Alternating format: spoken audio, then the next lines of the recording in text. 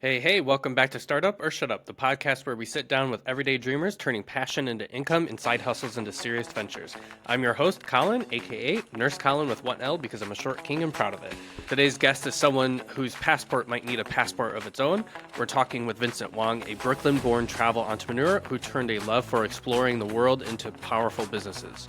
Chubit Travel and VYVEM Tours, a destination management company operating deep in the heart of Colombia. This isn't just a story about booking trips, it's about starting over in a new country, serving communities during crisis, and building global impact one itinerary at a time. So if you've ever dreamed of turning your wanderlist into a business, this one's for you. Let's dive in. Vincent, thank you so much for being here. Let's start right at the beginning. What was the moment that you realized travel wasn't just a passion, but a potential profession? Honestly, that was probably around 2 years after I started the business, and I was starting to see that I was able to start changing people's lives, Hmm. not just by giving people the option to book something, but actually to give people the option to actually experience something new. When I first started the company, it wasn't just about booking someone, it was about taking people to places that they never been to. So we started with Chubit Travel under a marketing hashtag back then called hashtag Do You Even Travel? And our goal was to actually travel to the seven world wonders. And that was actually completed within 7 years of me starting the company. And it was a way that I actually built a lot of my clientele. And it showed me that this was something very unique because I remember people telling me that they were so amazed that they were actually able to hit and meet their dreams and expectations. Very nice. So you also grew up in Brooklyn. Did you grow up there? Growing up there shape you how you think about the world and business? Absolutely. Grew up in Brooklyn. I'm not from downtown Brooklyn or like the richer parts of Brooklyn. I'm from a smaller community where it's like a developing community. Growing up, it was always about gangs, don't get robbed, don't get shot, don't do the wrong things, don't say the wrong things, don't be around the wrong people. Just go straight to the train, go straight to school, go straight back home. Don't stop for anything, don't stop for anyone. It kind of gave me a mindset of the world that it's actually dangerous. And this actually allowed me to help me a lot because as I grew up, I realized the world was not that dangerous, but instead it was something that you have to discover. And so with that, grow up in Brooklyn was a great way for me to see the future right now, the way I see it, where no matter where you can be, there's safety, there's beauty, and there's uniqueness. A perfect example would be Colombia, where I fell in love with the destination, which everyone normally would be afraid of. Absolutely. I also understand that you used to have a 9 to 5 before you started your travel business with Chubbit. Can you talk a little bit more about that adventure and taking that decision to jump over? Absolutely. So when I graduated college, university with a degree in information security, graduated in 2007, right when the recession was happening in the U.S.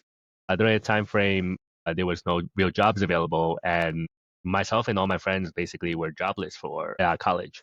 So what I ended up doing was I ended up working for a casino. I went to Harris Entertainment, started off as a dealer, make some money, $4 an hour plus tips, which came up to like $8 an hour. And this was a dealer in Harrah's in Atlantic City, as well as Caesars Atlantic City. And even today, I think they're still only making like $11 an hour, which is still very low. Interesting. However, my pit boss at the time, basically my manager, he kind of knew I had a college degree because of my resume, and he said, "Hey, I see that you have a college degree here. You have a degree in IT security. We actually need someone to work in our IT security department. Would you be interested in working up there?" And after 1 year of working as a dealer, I was lucky enough to be promoted into uh, a IT security technician in the casino. Technically, the casino at that time didn't have that field. They just needed someone that knew how to protect them from hackers because secret information, they're still using AS400s, well, the mainframe system from like the 1920s. It's literally like old ancient tech. And I actually had to relearn technology from there. From basically from there, what ended up happening was I had some friends who were still back in New York, and they thought I was crazy being in Atlantic City, driving from Brooklyn to Atlantic City on Mondays and coming back on Saturdays. They always thought it was like a little bit of a long commute. So one of my friends had a job opening, and he offered to allow me to work for one of the hedge funds that he basically managed. And I ended up starting to work over there for the hedge funds, and I ended up starting to work there. However, during that time frame, I was not able to really hit my potential, and I was working a lot, but I wasn't really seeing any major growth or anything unique. And so I ended up starting to build my own travel agency while I was working there. The reason why I built the travel agency was because another friend of mine who's very wealthy, he owns like most of Queens, he basically said to me, "Hey, Vincent, you hate your job. I see that you've changed over the last 2 years and you need to do something that you love." And he basically said, let me know what you need, what you want to do, and let me help fund that option for you. And so he actually funded me quite a bit of money. I don't want to disclose the full amount because it's a good friend of mine, but Hmm. it's from that money I was able to build Chubit Travel out of that. And from there, basically my vision was we're not a booking company. We're here to protect, support, and to ensure our clients get what they pay for.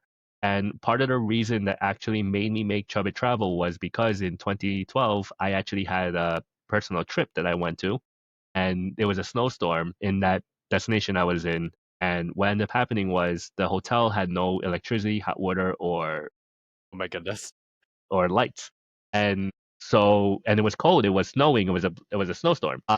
And I booked the hotel through hotels.com. And what I remember from that was I called hotels.com for 6 hours on hold in the call center. And hotels.com said, sorry, we don't guarantee the hotel has electricity or hot water or heat. So we can't give you a refund. The hotel itself is saying, no, we're going to give you a refund. Just go next door.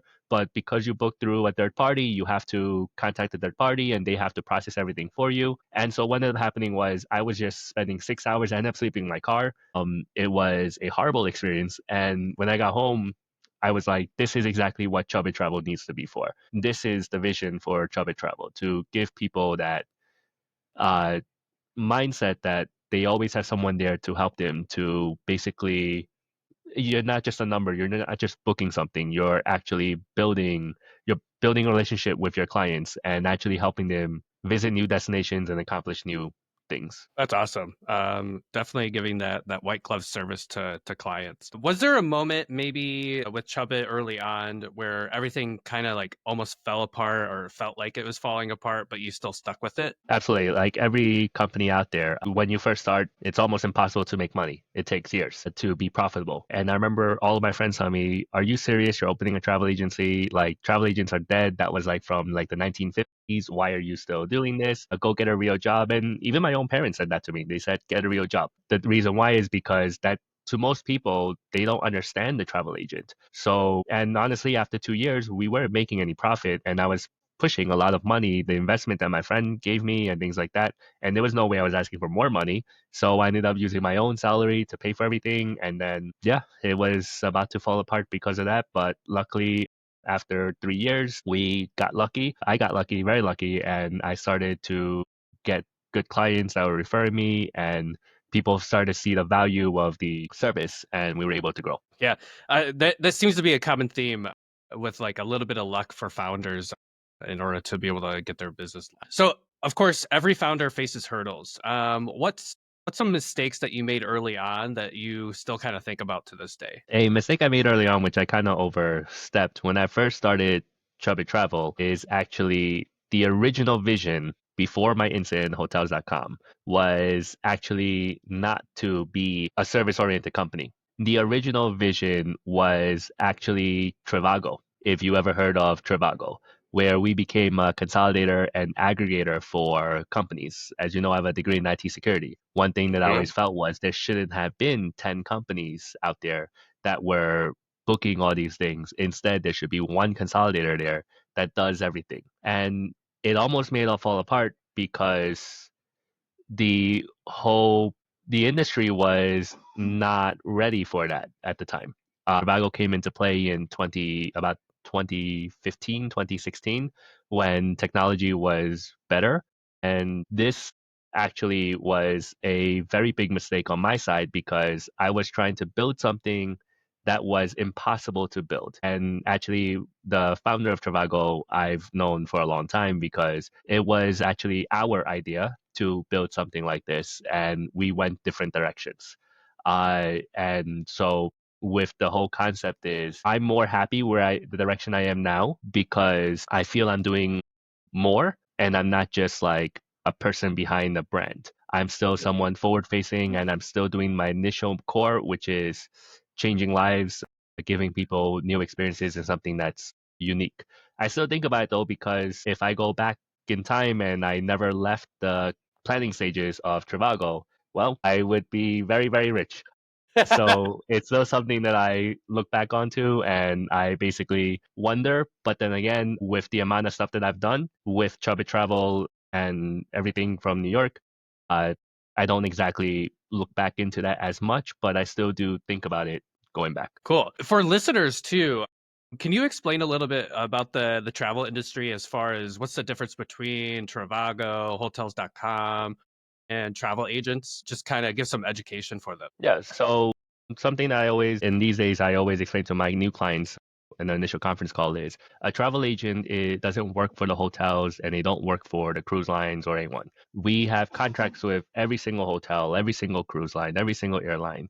And our job as travel agents is actually to help you as a traveler. The client, the traveler is our client. And with that being said, our goal is to make sure that we pair the right product to the client. Whereas a company like Trivago, they earn the money the same way as a travel agent. They earn commissions from the hotels, from the airlines. For example, Expedia actually pays travel agents commissions, and Expedia pays that same commission to Trivago. So when you book on Trivago, what you're actually doing is you're just letting a AI, a computer, do it for you, and essentially they don't have your best intentions in mind. So, Hmm. for example, a hotel in the Caribbean, the Riu hotels, for example, in the Caribbean, they are known as an all inclusive party destination. They are listed as a five-star hotel. But realistically, if you're looking for luxury, the Riu is not a luxury hotel. It is more like a three-star standard. It's like a Holiday Inn, all inclusive concept. But when you go in Trivago, they're going to mark it as a five-star hotel. But if you're looking for that Michelin star restaurant or things like that, that's when a travel agent would kind of be able to give you that better experience. They target the stuff, whether you want to hold resort with parties or you want a resort with beautiful beaches, no seaweed, and things like that. That's where a travel agent comes into play. And then, of course, you have the consolidators, which are Expedia, Priceline, Booking.com. They work similar to Trivago, but their goal is simply to sell you what makes themselves the most commission, whereas your travel agent thinks about you. However, remember the easiest thing for most people to do is always to book online. I remember when I was growing up, everyone said, "Oh yeah, just book online; it's so much cheaper." But the truth is, as a travel agent today, I can almost guarantee you, we always guarantee equal or cheaper pricing. We Hmm. never charge more. But most people don't know this, and the truth is, I'm not in the mindset to try to change people's minds. It's impossible because Expedia did such a great job at it, like all Got it. those marketing and all those ads. So that's really the difference. Expedia, Booking.com, all those companies are what we call consolidators. They have contracts out of hotels and then they book it. They work with travel agents as well. And they give travel agents a discounted rate. So then they can basically sell the same product at a cheaper price to the clients and they still pay the travel agents a commission. And then you have the aggregator, which is basically going to be Trivago and TripAdvisor and etc., where they pull all of the consolidators together so that you can compare the pricing. And then you have the travel agent who is more personalized level of service. And that would be how I would describe the differences. Interesting. So I could call you up if I'm in a sticky situation or need a recommendation versus trying to talk to a computer and, Absolutely. and When you sticking on have a hold.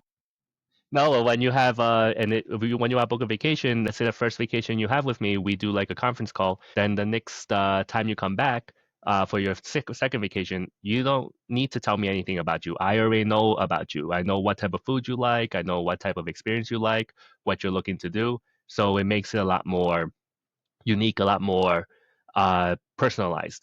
For example, if you have a certain type of meat that you like steak, and you like it medium rare, that's noted in our system. So we'll go and make sure the restaurants will serve the steak to the temperature. We're not going to send you to an Applebee's because they're going to give you like a well done steak when you ask for medium rare.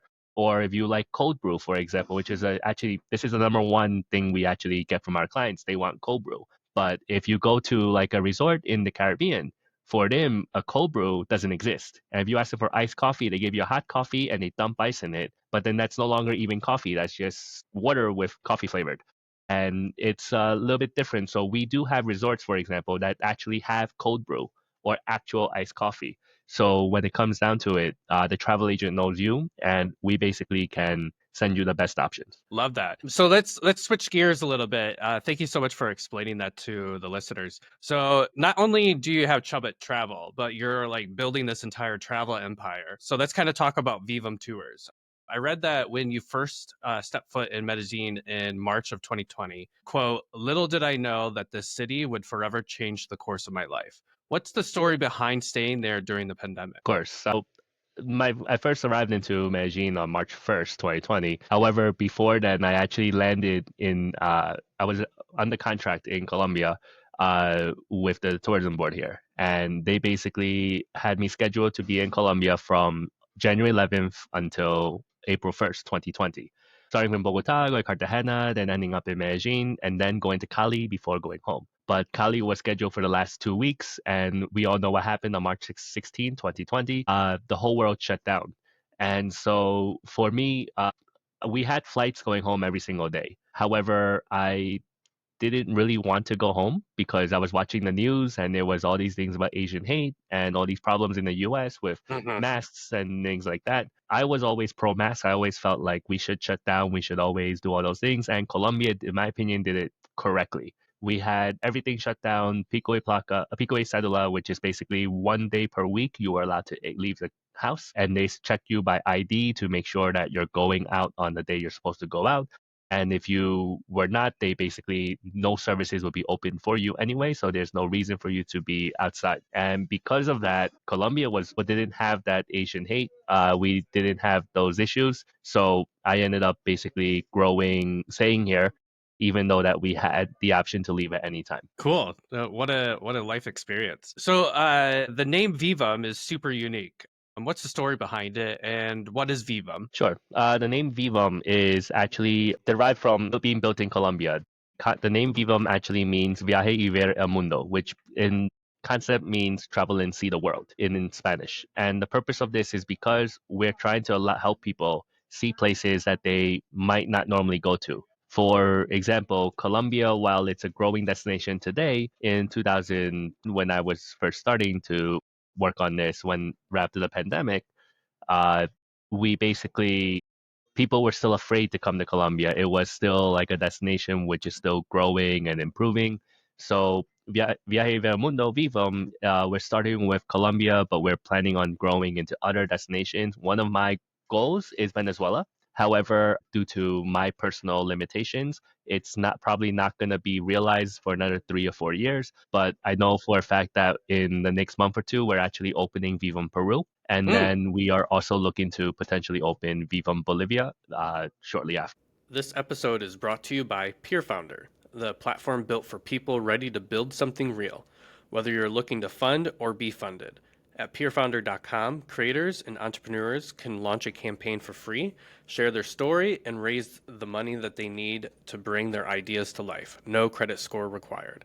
And if you're someone who wants to support the next generation of founders and potentially earn a return, you can become a funder and start backing projects that inspire you with as little as $25.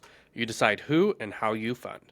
Once you create a free account, you'll unlock access to exciting offers and opportunities coming soon for both founders and funders. The platform is live, the movement is just getting started.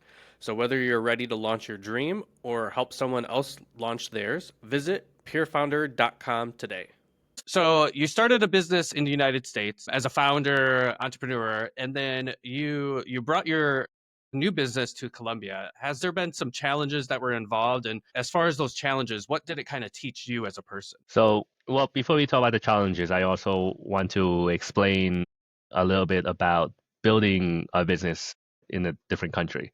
This is not my Absolutely. first experience building a business in a different country. To be very fair, I have tried 2 other times and both times failed.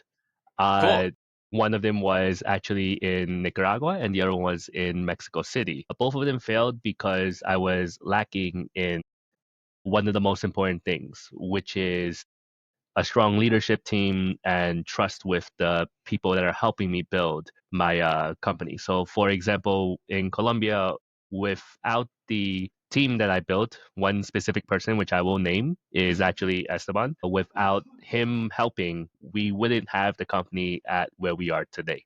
Hmm. He was the first employee, and he gave me the trust that I will be able to build it. And then essentially, we are still working together to basically grow and build even more. And one of the biggest challenges for us always has been how do we learn the processes Mhm. of politics in the different countries Mm. when it comes to business. For example, what are the paperworks that need to be done? What bureaucracy needs to be completed, who we need to figure out things with, what can we do and what can't we do. And so this leads into the second employee that I actually obtained, which was Santiago. And what ended up happening with that is he was able to help resolve some of those big challenges because it was the part where we were able to remove the politics in the business, meaning he was able to do all of the work and he was able to find all the paperwork and the requirements and the things that we needed to make sure the company would be successful so we can hire more staff and we can basically grow. And till today, all of like the administration work is handled by him. Saman handles most of the growth and development, and my job is to essentially lead a team of leaders who know what they're doing so then we can continue growing, VYVEM, and everything else. Very cool. That's quite interesting. And you talked about leadership as well, so we're going to touch on that. How would you describe your leadership style now that you're running teams across borders and The most important thing about leadership is that you can't be a leader of yourself. You always need to have other people to lead. And in that sense, you also need to trust your team that you're leading. And you need to be able to give control. Well, I know like a lot of businesses fail because they want to maintain all control. But the leadership style that I had in the US, a one man shop, believe it or not. And that actually stunted our growth for a long time.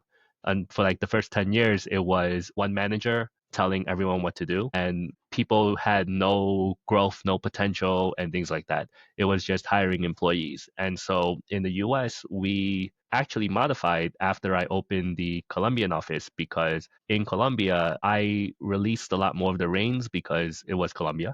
And legally, I'm not allowed to open a business here by myself. Mhm. So it just makes it a lot easier to release some control. And then once you have released the control and you trust your team, it just makes it a little bit easier to build a stronger company, a stronger team. And then we actually took that concept and we brought it into the US as well. Very cool. So when you're also building a business abroad, what's one thing that someone should tell you to do, or be prepared for when you're starting a business in a different country? Follow all the policies. It's better to basically follow more than you need to. So then Okay, that way you don't get hit by tax burdens or other issues and also labor laws. Make sure that you follow everything to the dot and hire the people that's necessary or locate the information that's necessary to ensure that you can handle all that. cool. Yeah, great advice. So let's kind of talk about Colombia business and US businesses a little bit. And what's like one cultural value that Colombia has or instills in the community that you maybe wish that US businesses could adopt or would adopt, or something that you fell in love with Colombia? One of the cultural values in Colombia that I would say actually started was actually with one of the people that I first met here when I got to Bogota in January. And the person's name is actually David. And I remember the cultural value that his family had. I knew no one when I arrived into Bogota. And I forgot what it was. It was a birthday or some sort of celebration. And I just met him through an acquaintance. And he actually said, "Hey, let's go over to my house. We're throwing like a party." And when I went over to the house, normally if you go to a house for someone in New York or uh, anywhere in the U.S., people are like, "What? Who the hell is this person? Why is this person here? Like, why are they here?" But when I went to his house, it was very different. His whole family wanted to talk. They wanted to get to know me. They invited me. They welcomed me, and that's something I realized is actually not just a his family thing. It's actually a cultural thing in Colombia, and that's something that I realized that people are just more welcoming. And I wish that in the US, people are more welcoming, and that also falls into the business concept because when it comes to business, this is something I wish that we would adopt half of and then not adopt half of. It's like a double-edged sword. Mm, okay. So in Colombia, one of the cultural values, and I hate it, but I also love it, is that they don't like to tell people no. They Mm, always will go around it to try to say no without actually saying no. hmm Whereas in the US, we don't care. We're just like, no, what do you want? And like, for example, if I have a issue with a client in New York, I know like a lot of times they give me like, oh, like I booked a oceanfront room. Sorry, I booked a standard view room, but I was expecting the ocean. And then I know my answer to most clients out of the US would be like, hey, listen, you booked the ocean, you didn't book the oceanfront room. You booked hmm the standard view room. You're not gonna get it. But whereas in Colombia, I can, from my experience, they won't say it the way I say it. They would be like, "Oh yeah, we're gonna see what we can do. I don't think that they'll give it to you, but let me actually go talk to the people." Whereas mm they know that that's a BS lie because mm you booked a standard room, you gotta pay money for it, and if you didn't pay money, you're not gonna get the oceanfront room.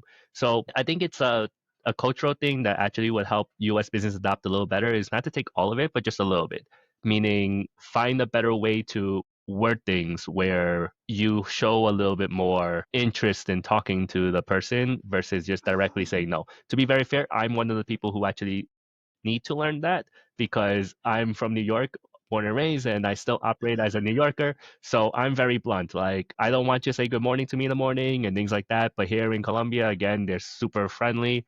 hmm People like to say good morning to everyone. And when you leave an elevator, it's like singing a song. If the elevator stops on every single floor, everyone's saying, we'll see you in the future. No, we won't. And so that's those little cultural things make business is a little different. I had clients who came to Colombia and they come into elevator, they go, what are they saying? What are they saying? And it's always hasta luego, which is basically we'll see you in the future. But from a New Yorker's perspective, when we get into elevator, the rule is look at the floor. Don't look at people, don't talk to people, don't smile, don't say a word. The elevator should be quiet. But the whole concept is very different in Colombia. So yeah, those are like small things. Like it's more of like family values, I would say, hmm in Colombia that would help some US businesses grow better. Very interesting and eye-opening, especially. So let's kind of switch over to like tools and systems because my goodness, you're running all these businesses. What tools and systems help you keep your businesses running without burning out? Well, to be very fair, most of our tools are proprietary because I do come from an IT security background. So Awesome. we do have a lot of CRMs, a lot of different things. To be fair, and if you ask anyone in the New York office, they'll tell you our US technology is a little antiquated, but we're in the process of upgrading it and updating it. And actually, we're in the process of hiring people in Colombia to basically build those new systems for us because the company started in 2012, and basically they haven't been updated since 2012 US. But in Colombia, we're using newer systems, newer processes. But yeah, the New York office needs to go through some modernizations, but there's a lot of proprietary systems that we utilize, which hopefully we can improve on them. But yeah, if regarding burning out, I would say once a year I feel burned out, and then I need to take like a 1 or 2 week like detox, and I just disconnect. But it does happen. Like, I think it happens with every single person. Very cool. So now we're going to our shut up moment. And it's a time when someone doubted you or questioned your path, or you almost gave up, but you said, nope, I'm doing this. What has been the most powerful shut up moment for you? Well, the biggest shut up moment for me, for if anyone, has actually been when I first opened a travel agency and told people I was making a travel agency and I'm going to become a travel agent. The reason why was because every single person I talked to was like, dude, what the hell's wrong with you? You're quitting your good paying job to open a travel agency. Travel agents are dead. No one uses them. We all book online. And even my mom and dad said to me, what are you doing? You pay to go to college so you can actually get a natural job. This is not a natural job. Find a real job. But I ignored everyone and I just said, you know what? Something will happen. I'm young. We'll make this work. And if not, I can always fall back to my college degree. So I always had a backup plan, but I ended up doing it regardless. And we've grown to where we are today. Very cool. Definitely very inspiring for all the listeners as well. And then let's kind of switch back over to VYVEM. So VYVEM is it's a DMC. What is a DMC, and can you explain like VIVEM a little bit more and what sets you apart from other tours? Sure. So VYVEM, well, first, what is a DMC? A DMC is a destination management company. A destination management company is a business where we handle all of your groundwork. The moment that you arrive into the destination, that's all us. Your transportation, your hotels, your local experiences, your local hosts, your local people that you're gonna meet, the everything. If you want like a private boat, if you want to go clubbing, if you want to go to parties, whatever it is, the DMC is here to handle for you. You never have to worry about transportation, never have to worry about anything. Everything is pre-planned, reservations, etc.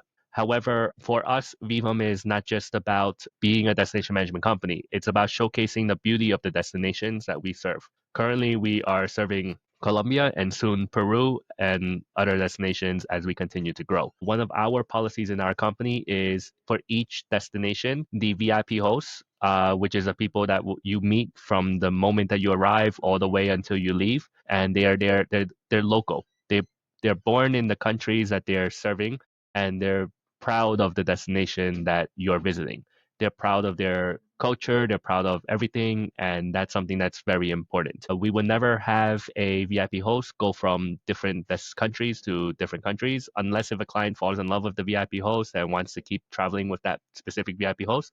It would be like on a request basis. However, Mhm. even if that VIP host from Colombia goes with them, we will still have a virtual VIP host from the in destination location. So then that way they still get that local experience. So it kind of separates us a little bit only because it allows us to create that personalized and customized service. However, I also want to clarify, VIVUM is actually a B2B. We Okay. actually only work with travel agents and we only work with cruise lines and tour operators. So if let's say a consumer wants to actually work with VIVUM, they just have to contact any travel agency and we will be able to basically work with them and go from there. Cool. So the VIP hosts, they're with the customer 24/7, right?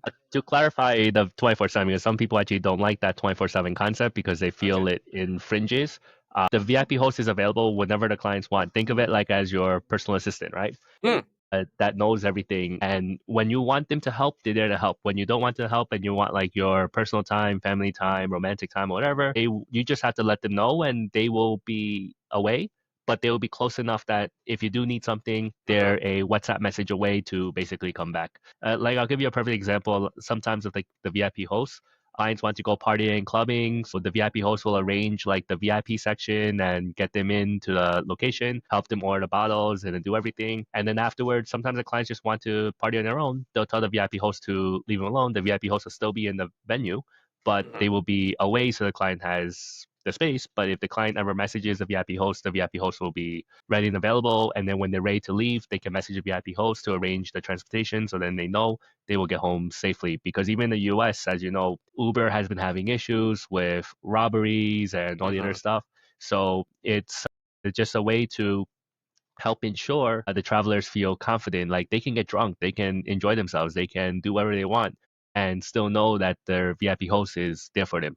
So our VIP host is kind of like your friend in the destination that takes care of everything. That's so clutch. That's pretty powerful. Absolutely amazing. So, what kind of impact do you hope your work has, not just on your travelers that are part of VIVUM that are coming to visit the country, but also on the communities you partner with? Because I understand that you go to a lot of different countries, you go to a lot of different businesses. What kind of impact is that for you with your work? So the concept of impact in Colombia and the future destinations is we want people to be able to see the country for what it truly is. So for example, in Colombia, we do not hire people based on your experience or based on your education. Instead, we hire people mostly by taking you to a bar and seeing if you're a great person.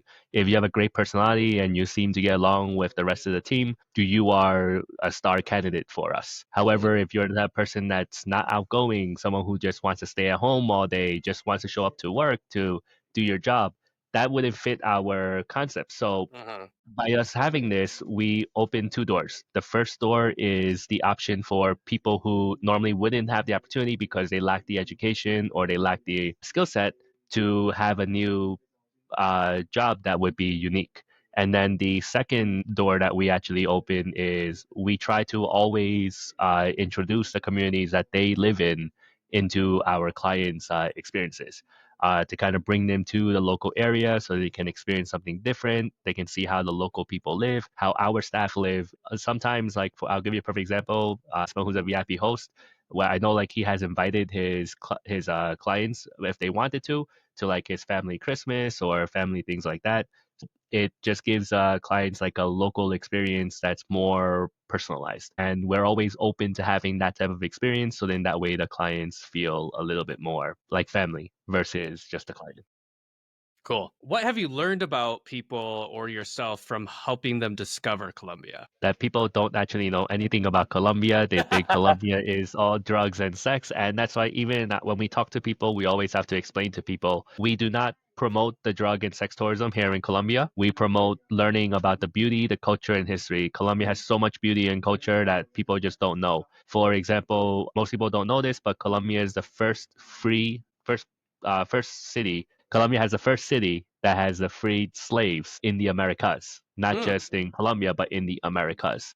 mm. And that town was called Palenque. It's called Palenque, San Basilio de Palenque. And then if anyone knows about the history of Simon Bolivar with Gran Colombia, that all started from Colombia, which created what today we know as Ecuador, Panama, Venezuela, Bolivia, Colombia, and Peru. That was all part of former Grand Colombia. So there's a lot of history and culture, and like places like Cartagena, where you have the San Felipe's castle, which is really more like a fort. Uh, that has like Spanish culture, Spanish architecture. It's really something that's kind of unique that most people don't really get to learn about. And then, of course, in Colombia, we have a lot of Afro-Colombian because there's Colombian heritage here. As Colombia was one of the first places that the slaves from Africa came to, but they actually were able to keep their roots. So a lot of the culture, the music here, has that ingrained into it. And so our clients don't know this until they arrive. And then once they arrive, they always are surprised. Yeah, and me, I've personally been there plenty of times, and just being able to be a part of different parts of the city or the country, it's just you feel like you're in a different place. And speaking of places, what's one underrated destination in Colombia that you personally love but hesitate to share, or you just love? There's no specific one place. There's always like little hidden gems all throughout. It's those little towns that you go to that you just kind of escape, or like things are just popping up everywhere in Colombia. My interests and likes of like my little escapes, they constantly change. But every single day, I'm also finding new stuff. Like I went to I guess pronounce this correctly, so I'm just say it in English. I went to the Grand Canyon of Colombia, and I honestly never knew that there was something like that in Colombia. I always knew there was a lot of other stuff, but it was like a very unique experience, and it's actually not that far, very easily accessible, and things like that. So interest in things, it constantly changes. It's just hard to pinpoint one. Definitely. But if someone's interested, they'll be able to contact you. And I know that you talked about Chubbit as far as that really tough experience that you kind of went through, and you felt like everything was falling apart. Same thing for Viva. Was there a time that you almost felt like you were going to shut it all down? And what kept you from quitting? Well, believe it or not, because VYVEM is founded off of the back of Chubit Travel, it actually started off as Chubit Travel Tours before we Mm, rebranded it. So we didn't really have that problem at all with VYVEM because it was just a offshoot of the brand. So it was a lot more smoother, mm. but I would say we didn't offshoot the brand until the subdivision of the Chubit Travel Tours was actually profitable. Hmm, interesting. Yeah, talking about a little bit about profits too. What would you say has been your biggest financial risk as a founder, and how did it kind of all play out? The biggest financial risk as a founder would have been coming to Colombia and opening a company. All of it, It's the very because beginning. it's exactly because it was always an uncertainty, and even with our first team member that we hired, Esteban, we actually said this in our initial meeting. I said, I don't know if this will work, but we're gonna try. And so the fact that we're still growing and the fact that we're still here, uh, I think we made it work. If that makes sense. Definitely. Cool. So now we're to our rapid fire round, and all you have to do is just say the first thing that comes to mind, and then we're just gonna quickly go through them. Are you ready? Sure. Absolutely. Window seat or aisle seat? Window. Best coffee in Colombia? Uh, Colombian coffee. Place you still haven't been, but need to go to. Asia. I've only been to 2 countries in Asia. Cool. Your go-to airport snack. Red Bull,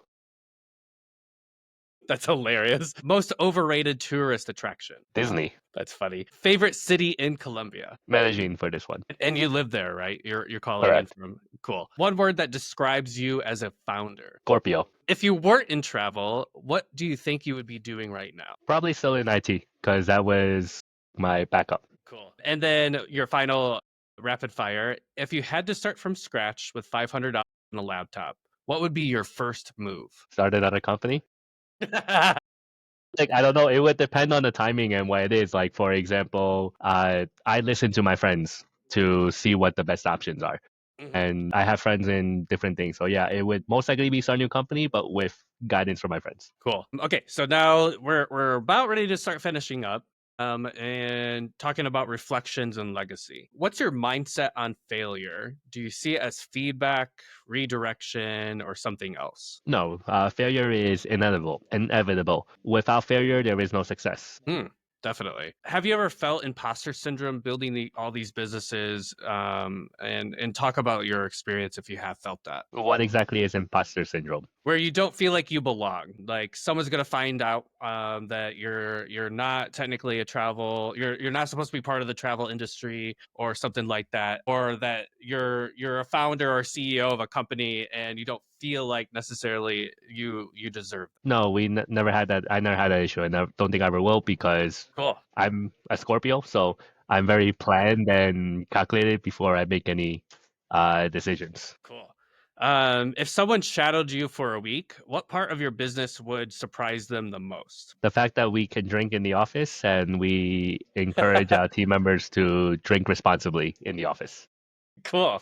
That sounds like a great office. And what's your definition of success right now, and how has that evolved over the years? Success right now is about reaching the goals that you put forth, and also be able to change the mindsets of people's minds to where instead of being stuck in a bubble, they see more than what's out there. Being someone who works in travel, our job is not just to sell the travel to make money. Our job is to showcase the beauty of all the destinations that we sell. So if I can change the people's minds of Colombia and they can see Colombia as a beautiful destination instead of a drug and sex tourism destination, that to me would be success. And a failure would be if I have clients that arrive here, and this has happened one time in the 3.5 years that we've been operating this now, where they came here and they didn't see the beauty of the country. They felt that the country was drug and sex tourism. And that for me was a failure, but it wasn't a failure in as in I don't think I did a great job. Instead, it was a failure that we have to redo how we were doing certain things to make sure that other people don't feel like that again. Very cool. Yeah, pretty incredible that what you're doing, and changing the mindset for everyone. So I know that you mentioned some friends that you like to talk to when you're talking about business, and I know that you mentioned a few here and there. Do you happen to have any other mentors or people that help guide you along this way that you want to give a shout out to? Basically, everyone in the team currently who helped build us up to where we are. Cool. And then now that you're in this leadership role and you have all this experience running businesses, do you see yourself as a mentor, or do you mentor anyone? I know I look at you as a mentor for my business startups, but have you been doing that with other people? And talk about your experience with mentorship. We are doing that now. Actually, one of the brands under Grupo Crazy, which I think we may have overlooked as well, Chubit Travel, VYVEM are all part of a larger group now in Colombia called Grupo Crazy. And we also have a few other brands. One of the newer brands that I've also started is Aviosa, which is a web tech company essentially. The concept is to mentor new businesses in Colombia where they might not have the access to certain things like funding or things like that, so then they can actually build their businesses. For example, one of our newest brands that we're managing and mentoring for a person named Santiago. It's a very popular name. This is a different Santiago, but it's a perfume shop that he's actually making. So he has a passion for perfume, Hmm. but he has never been able to create like a booking website, a Mhm. purchasing website, online presence, and things like that. So with Aviosa, we're offering at no cost, essentially like an incubator style program to basically help him build up that start of that business and to help people grow businesses in general in Colombia. Cool.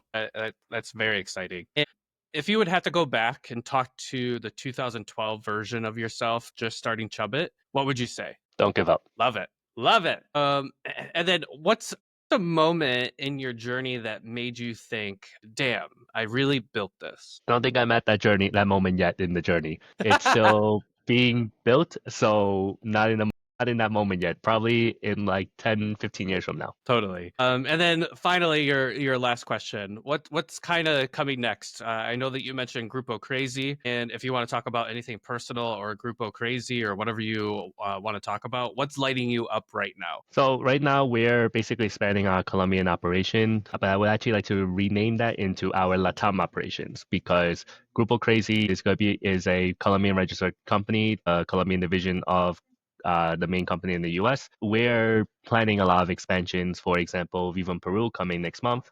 Potentially VYVEM Bolivia, and when I am able to go to Venezuela, VYVEM Venezuela, maybe other destinations such as Cuba and different places, so we can help people get to the new destinations out there.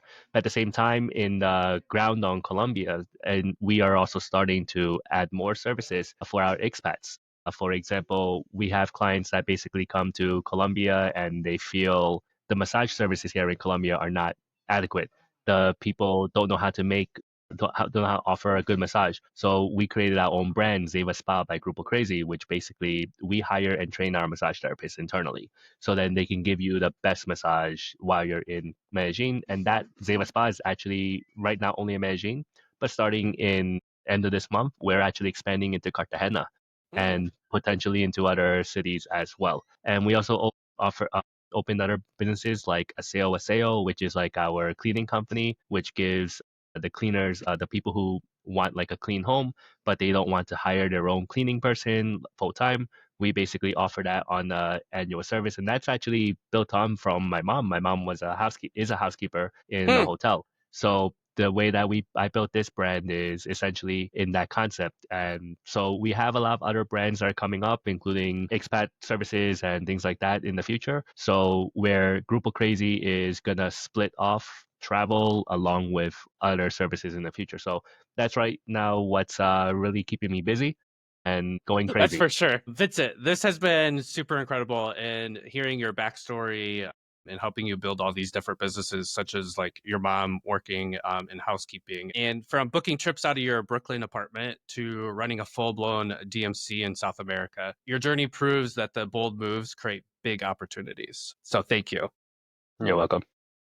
If someone's listening and wants to connect with you, partner on tours, or just learn more about your story, where should they go? Sure. If the person wants to contact me or reach out to me anytime, first they can always reach me on Instagram, which is TheKRZI for the crazy. And then by email, they can also reach me at vwong at GRUPOKRZI.com, which is vwong at grupocrazy.com. Awesome. Well, thank you so much, Vincent, and thank you for spending time with me today.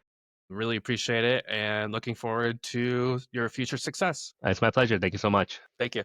Bye. And to everyone out there dreaming up your next move, remember, nobody's coming to hand you the life you want. You have to build it brick by brick, story by story. Subscribe, follow us on IG, TikTok, startup or shutup.pod. And you already know I'm Nurse Colin with 1L. We'll catch you next time right here on Startup or Shutup.